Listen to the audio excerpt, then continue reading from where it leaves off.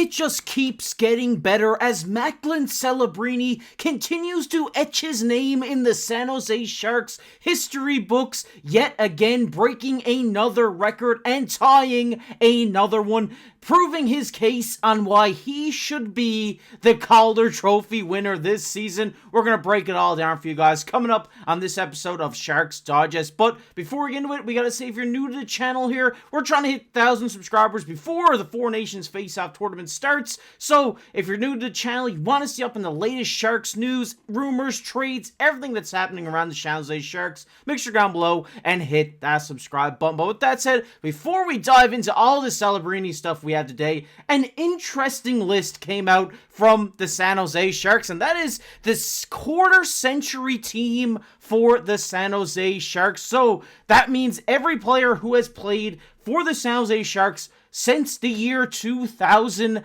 is eligible for this team. And this is the first team. Obviously, we have Joe Pavelski, Patrick Marleau, Joe Thornton as the forwards for this first team. It makes sense. When you think Sharks, you think these three guys. Then on the defense here for the first team, we have Brent Burns, which, yes, he was a solid defensive defenseman for this team for a long time.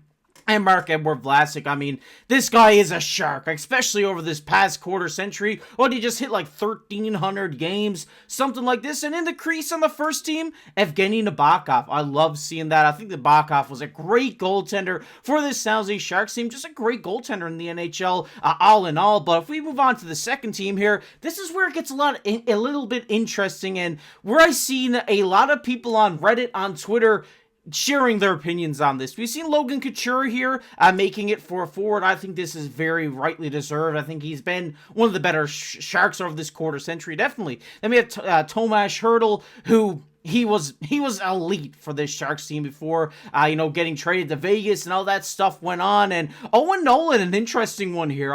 When I seen this list, I was like, oh my god, yeah, Owen Nolan was a really good player for this Sharks team. I'm fine with him staying here. I haven't really seen many people online disagree with this take either. I think Owen Nolan definitely deserves to be on this team. Dan Boyle, this is a guy who I've seen debated online between multiple Sharks fans is Dan Boyle. He is on this second team, but a lot of people are making the case for Dan Boyle to make the first team, and I think I'm on board with him making the first team. I think this guy was a very, very underrated NHLer, and especially a lot of Sharks fans know how good of a defenseman he was, but in terms of the entire league, I think a lot of people kind of slept on Dan Boyle, and I think he may edge out a guy like Brent Burns maybe on this first team. I think he definitely deserves that. Great Shark, great defenseman, and I mean, he was so good. Also here, Erik Karlsson, obviously, this guy was amazing for this Sharks team. One of the best offensive defensemen we've seen in the NHL for a long time, and this is where it gets interesting for me as the second team goaltender in Martin Jones. And I know a lot of you guys are saying, hey, Martin Jones, yeah, he was a great goaltender for us, but when I think Sharks netminders, I think Antti Niemi. I think Antti Niemi definitely deserves to be on this list. I think when I first seen this list, I was like, no Antti Niemi? Like, okay, I guess Martin Jones was really good for the Sharks team, but then I went and looked at the numbers here. I mean, this guy was really good for this team. He never went a season in a negative record at all. He had over 9-10 save percentages in his entire career as a Shark. And he was also putting up seasons with, like you see here, 6 shutouts, 4 shutouts, 5 shutouts. This guy was an elite goaltender for this San Jose Sharks team, and I think he really got slept on here and snubbed on this list, because if you're asking me who I'm taking, prime of their career, Martin Jones or Antti Niemi, you give me Antti Niemi. I think this guy was a fantastic goaltender. Obviously, he's a Stanley Cup champion as well, so I think Antti Niemi deserves to be on this list. No doubt about it. I want to hear your guys' takes on that. Who do you think deserved to be on this list? Who do you think maybe got snubbed? Let us know down below in the comment section. Do you agree with my take on Antti Niemi here? I'd love to hear your guys' thoughts on that as well down below. But it's time to get into the star of the show, and that is, yes, the Mac Attack, Macklin Celebrini. He last night got his 4th game-winning goal of the season and is tied now for the second most in franchise history by a rookie. And you're probably wondering, who is on this list? This is a weird record record to have, but a record nonetheless. If we see here, Logan Couture in his rookie campaign had 9 game-winning goals. Could Macklin Celebrini beat it? I mean, he could get there if he keeps scoring these game-winning goals. There's no doubt about it. One guy I wanted to give a shout-out here is Ryan Clough, coming in at number 3 in his rookie, or coming in at number 5, 3 game-winning goals in his Sharks rookie season. And, I mean, he's a newfie, fellow newfie. Shout out Ryan Clough, man. He's so underrated. I think this guy was so good. Maybe it's just because I'm a homer. He's a newfie, Newfoundlander. I love that. But also Jonathan Chichu, a guy who I haven't seen in a long time. Shout out to him too. I thought he was a great Shark during his time there, but I mean, he's in his rookie season, has 4 game-winning goals on the season, but it doesn't stop there. As we keep going on here, Macklin Celebrini is now just 4 goals away from hitting the 20-goal mark in his rookie campaign. That is 6 away from matching Connor Bedard's rookie goal production. I really like this tweet. I seen this from a Sharks fan on Twitter. Had the screenshot and thrown in this video for you guys because I've been saying it for a while here. I think Macklin Celebrini is going to be better than Connor Bedard when it's all said and done. Their careers are over. I think Macklin Celebrini has, I would say, a little bit more talent than Connor Bedard, but I mean, they're both very talented. There's no doubt about it. It's not saying Connor Bedard's a bum or anything because he's an amazing player in this game. I just think Macklin's kind of edging him out, and he's kind of getting, I would say, finding his footing in the NHL more than Connor Bedard right now. And, I mean, just being 6 goals away of matching his goal-scoring production in his rookie season, I think that's pretty interesting. I think he could definitely overtake this. There's no doubt about that. But moving on, Macklin Celebrini, he has 16 goals so far on the season. That puts him number 1 among rookie scoring, rookie goal scoring. He's at 16 right now. Matvei Michkov in second with 14. And you're probably wondering, where does this put him among rookie point leaders? And if we take a look here, that puts him second under Montreal's Lane Hudson. I think just by 2-3 points here. Yeah, he's at 36. Lane Hudson is at 39 points at the moment of recording this video.